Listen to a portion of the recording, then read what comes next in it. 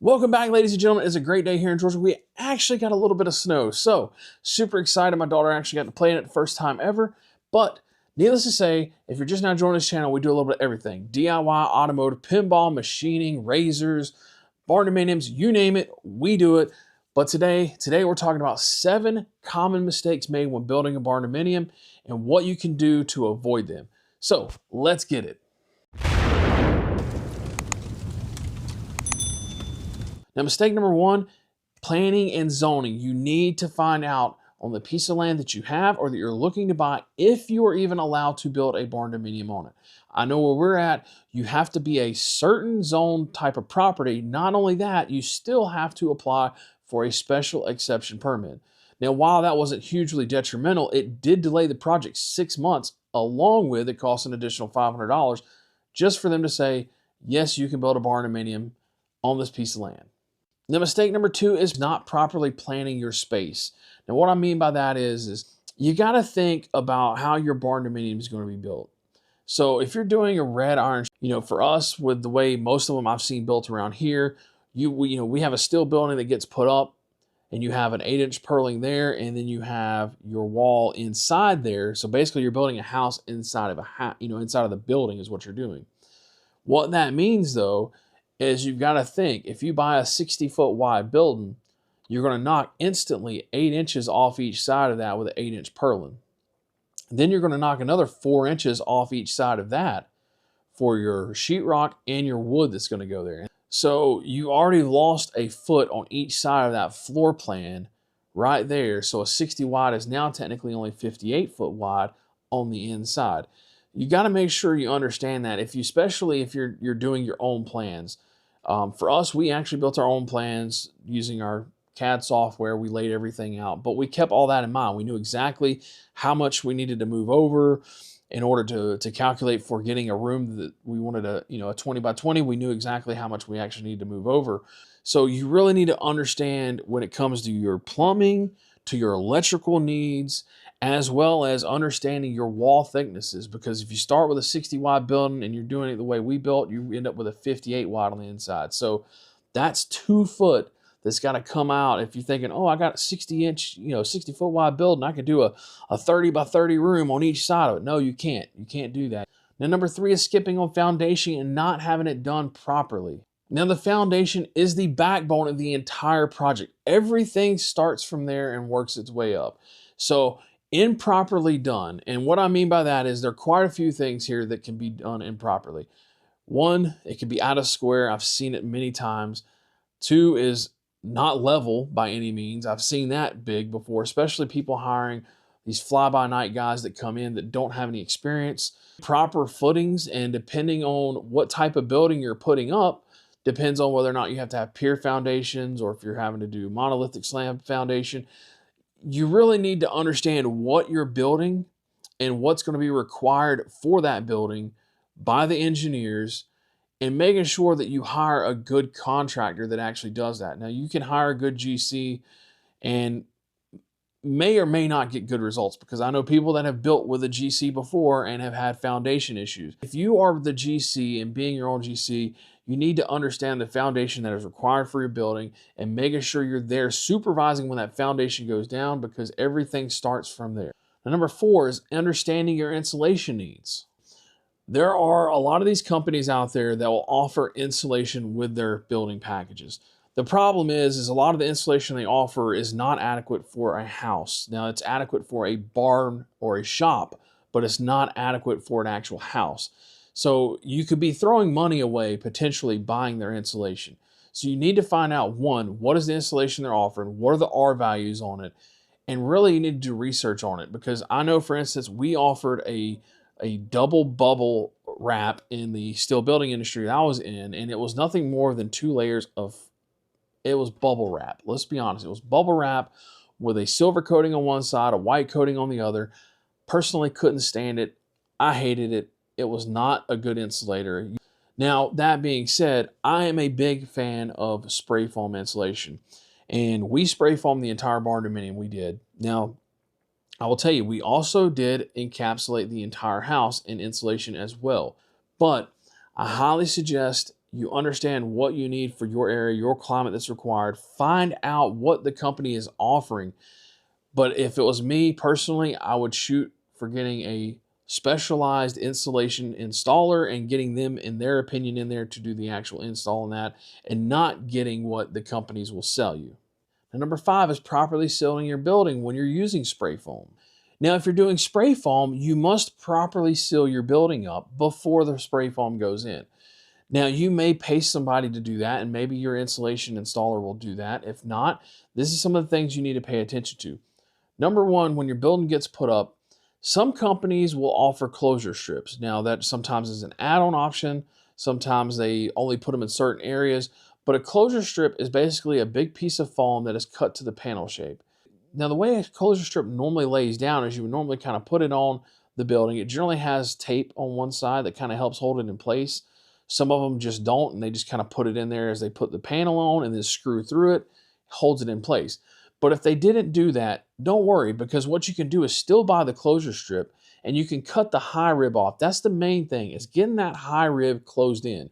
Now, with a steel building, you're going to have on that high rib potentially, inch and a quarter worth of gap there. So that foam, you're just going to cut on each side of it and make one little piece to slide in there. We had our building put up. Then we came back and cut all those little strips down into those little nubs. We shoved them in every hole down at the bottom. Now, we also have wainscoting. So we also shoved pieces up on the top side of the bottom panel, the bottom side of the top panel, and the top side of the top panel. So we closed all of that off. Then we also came back and taped every seam of the panel where it overlapped on the back side, because what you can have happen if you're not careful, if you spray foam, is it could get back in there and it could push the panel out and kind of come out of the panel. You don't want that. It's a mess to clean up. And if you're using a lighter duty type system with like a 29 gauge panel, you can potentially have it buckle the panel some and bow it out. So you got to be really careful. Highly recommend taping all of the seams and making sure you seal everything up. The other place we had to seal up really good was the corners of our steel building. So for this, we actually just had some simple L's made that were just taped to the inside of the corner. And all we were doing is keeping that corner sealed up, so when we came back and spray foam, that we didn't have any leakage anywhere throughout the building. Now, number 6 is hiring the wrong contractor. If you're acting as your own GC, the big thing here is making sure you get good subs. The hardest problem you're going to have building your home is finding good general contractors and subcontractors to be able to do the work. So if you're hiring a GC to handle it all, finding someone that has the experience and knowledge of building a barndominium goes a long way with saving you a lot of headache. Same thing with the subs though, is you have to find good subs to do the work. If you're hiring it out, concrete, super critical. Everything is really, let's be honest, somewhat kind of critical. I mean, some people are not as picky as others when it comes to things, and some are like, oh, it looks good once you cover it up. But the reality is you want something that you're proud of, and you want something that's going to stand and withstand time. And this day and age, your hardest trouble is going to be finding good subcontractors. Make sure you vet them properly. Go and look at some of the work that they have done. You want to make sure that they have actually done it as well. Just because they said they've done it, go speak to the people that have lived there. I mean, let's be honest. Don't be afraid to ask somebody, hey, how did you like this contractor? How do you like, this guy that did your concrete? Was he good? I have fought issues with concrete contractors. I have fought issues with framing contractors. And it's just like you have to find the right ones, because you find the wrong ones, they will bite you in the rear and it'll cost you so much more money in the end. And it is a pain to go back and redo some of this stuff. Now, last but not least, honestly, this is the most important. Number 7 is underestimating the cost. It's instantly thought that once you put the word barndominium in there, that it's going to be cheaper than a house. I've already done the video discussing how much this barndominium actually cost my parents, and some of you are really shocked at how much it costs. Some of you are surprised at how little it cost. You have to understand too that when you build a barndominium, there are many ways to build a barndominium, and that changes the fact, because really where the barndominium cost changes is depending on the actual outer frame that you're building. Tube frame, cheapest price. Metal building, it's also going to be generally the lightest gauge panel, 29 gauge panel. You've got red iron. That's going to be generally the most costly. It's also generally got 26 gauge panel, bigger purlins, huge columns. You have your post frames, pole barn type setups that use either all wood. I've seen them done in all wood with all wood trusses, wood posts.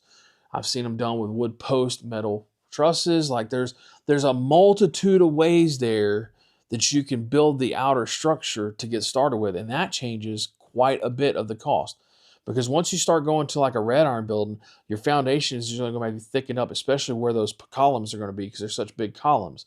When you go to a tube style frame building, you're basically building just a standard type slab, and most like here would be like a monolithic slab with a 12 or 18-inch footer, depending on the code that you have, and that's it. You don't have to do a pier foundation or anything of that nature.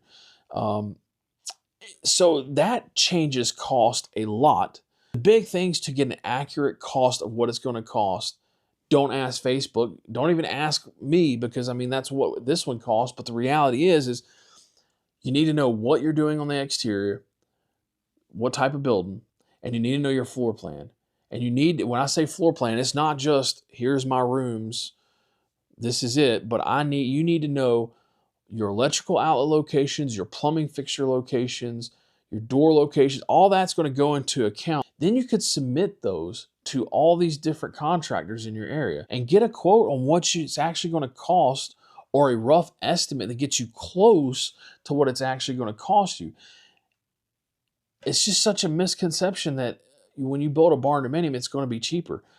The reality is you are still building a house. You still have the electrical. You still have the HVAC. You still have the sheetrock. You still have everything you have in a house. So the only thing that you can really save on is the outer structure. And that's really up in the air whether you do or not, because the way we built our red iron building and then framed the inside of it, we essentially framed an entire house inside there. The only thing that we technically didn't put on it was a roof structure, because I guess we technically really did, because we put an entire floor system up there for storage and stuff. But it goes back to the point of you're still building an entire structure inside of there.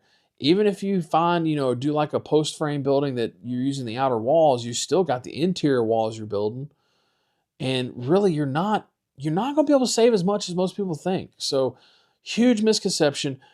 And that is where most people mess up, is they just think instantly that I'm going to build cheaper, or I see I can buy this building kit for $80,000, and they don't understand what they're getting, because it's really important that you understand the type of building you're getting and whether or not it can actually be used as a Barndominium, and what's going to entail for you to build a Barndominium inside of it.